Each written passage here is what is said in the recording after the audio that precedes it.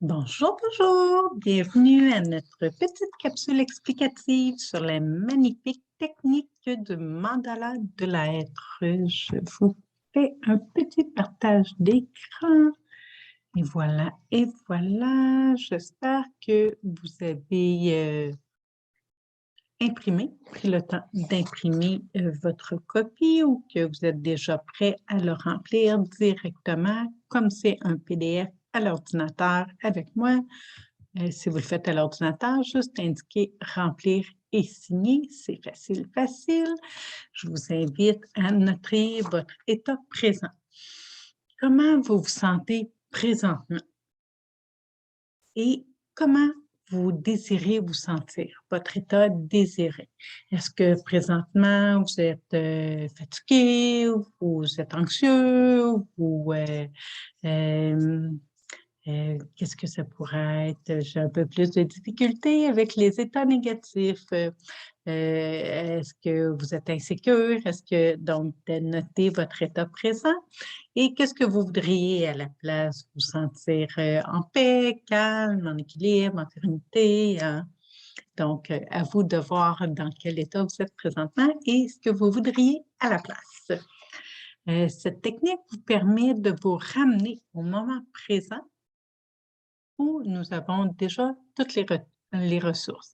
Ça fait partie des mantras en PNL que chaque personne a déjà toutes les ressources à l'intérieur d'elle pour passer à travers les différents défis de la vie.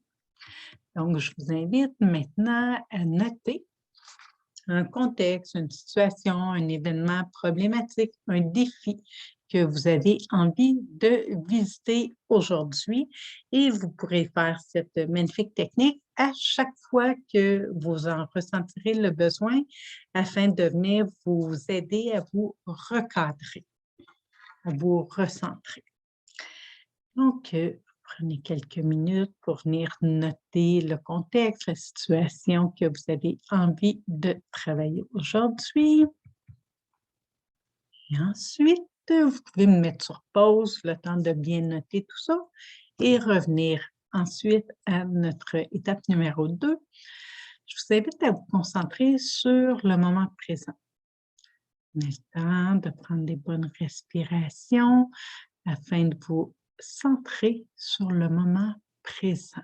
Je vais le faire avec vous, ça va me permettre de me centrer moi aussi.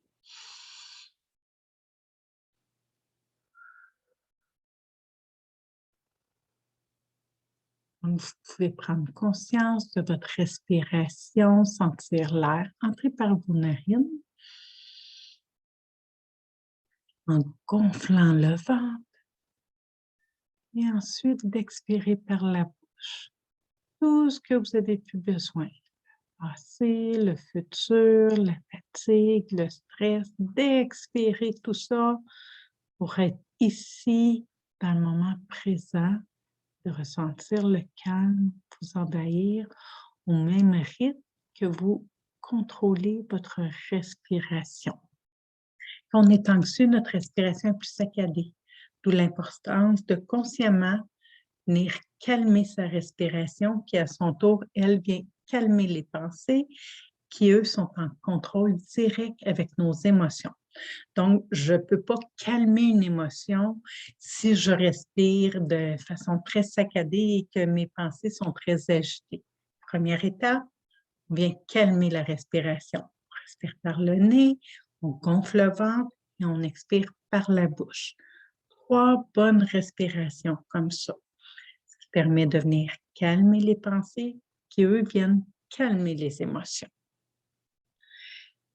Ensuite, je vous invite à venir noter les histoires que vous vous racontez par rapport à vous, au niveau de vos comportements, vos valeurs, vos croyances, votre identité, vos réussites, tout ce que vous vous racontez par rapport à vous maintenant, dans le moment présent. Je vais me mettre sur pause, le temps de prendre le temps de bien le noter et revenir ensuite avec moi pour la prochaine étape. À l'étape 4, est-ce que ce que vous venez juste d'écrire précédemment, c'est vrai ou pas?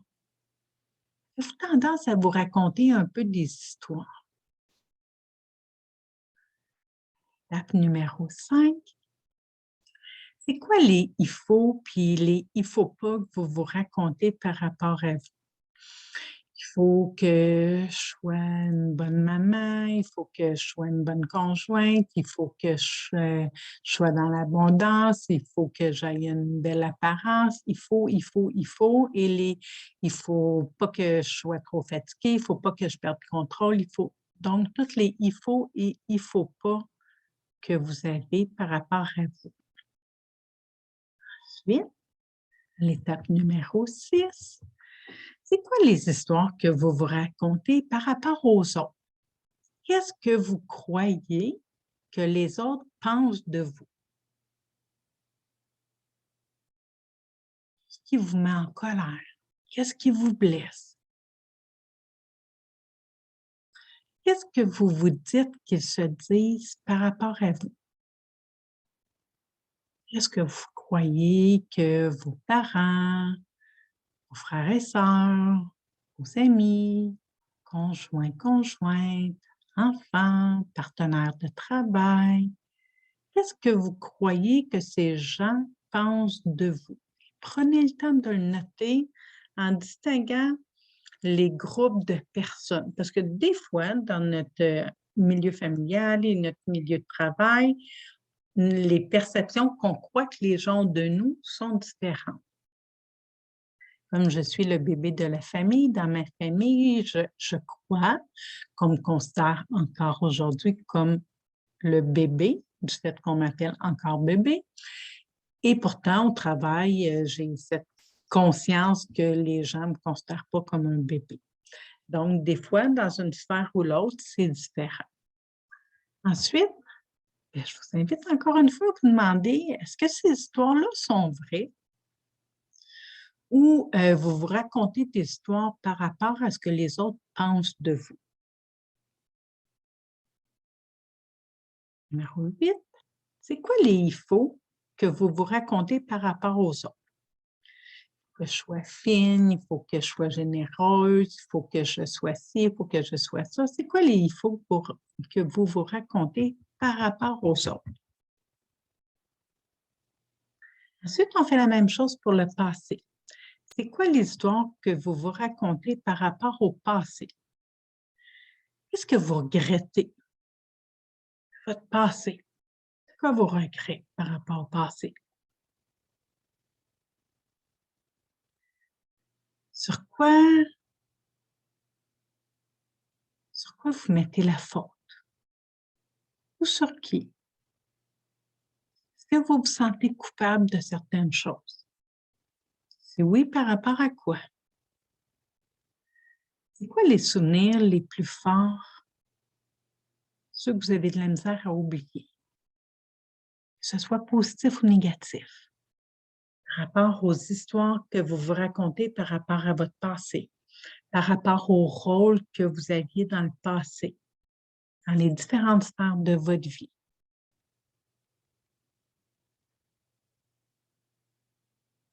Prenez le temps de vraiment tout noter ce qu'il y a noté. Ensuite, numéro 10, est-ce que ces histoires-là sont vraies?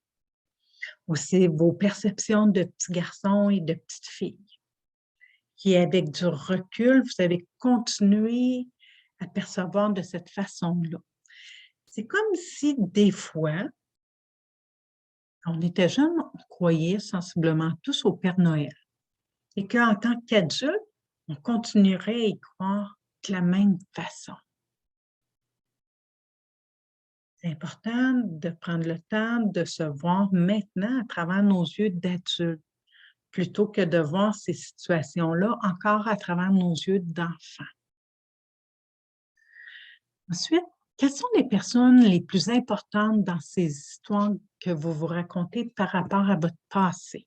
À l'étape numéro 11, qui sont les personnes qui ont été importantes dans votre passé?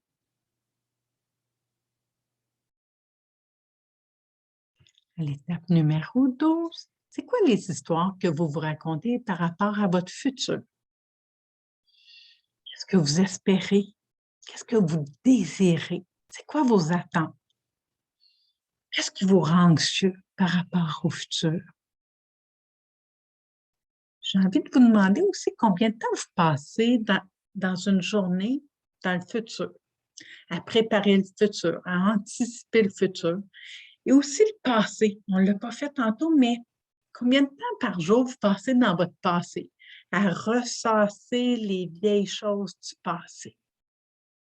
Prenez le temps encore ici de mettre la vidéo sur pause, de prendre le temps vraiment d'être reposé de façon réfléchie, de venir noter tout ce que vous vous racontez comme histoire par rapport au futur. Numéro 13, est-ce que ces histoires sont vraies? J'espère que vous écrivez non ici, parce qu'on ne peut pas savoir. Ce n'est pas encore arrivé. Donc oui, effectivement, c'est des histoires qu'on se raconte, parce qu'on ne peut pas savoir.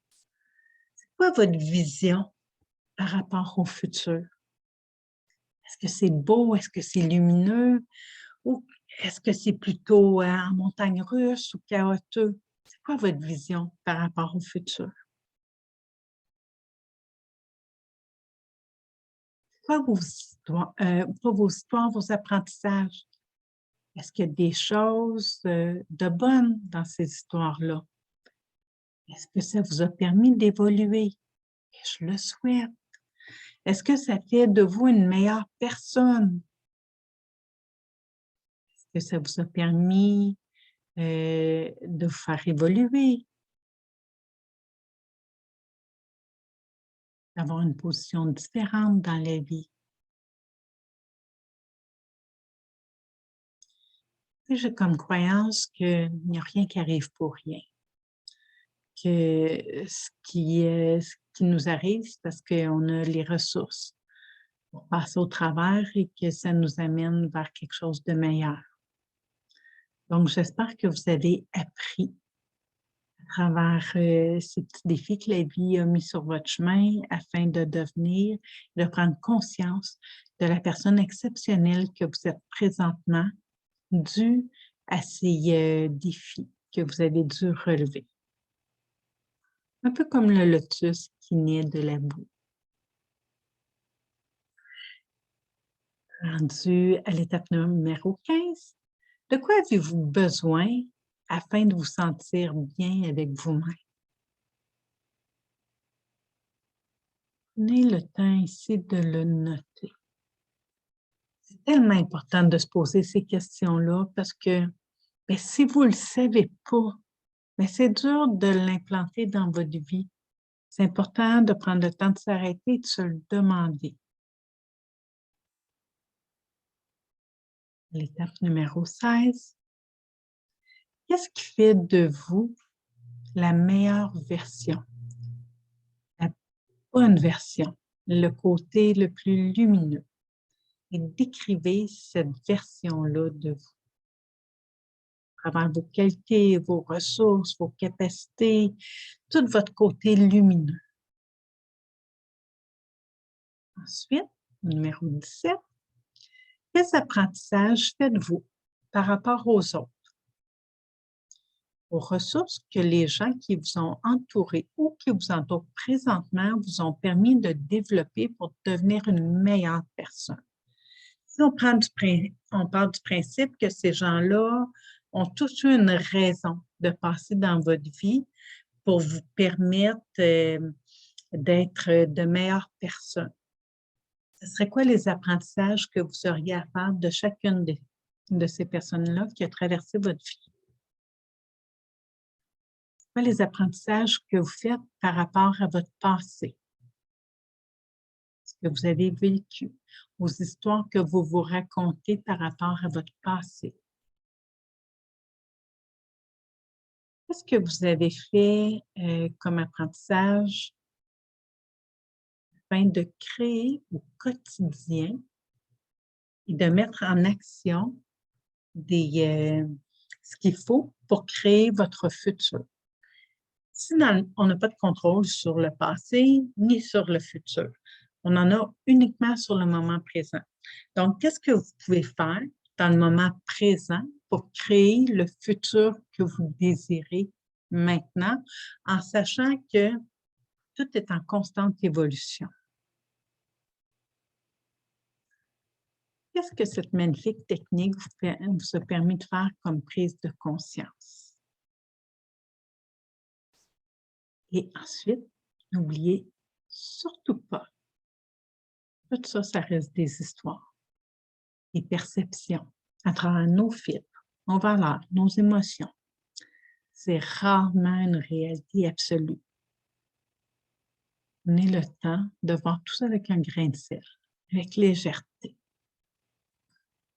Et voilà, c'était pour notre capsule pour la magnifique technique du mandala de l'être. Je vous souhaite une magnifique journée et on se revoit pour une autre capsule. Au revoir.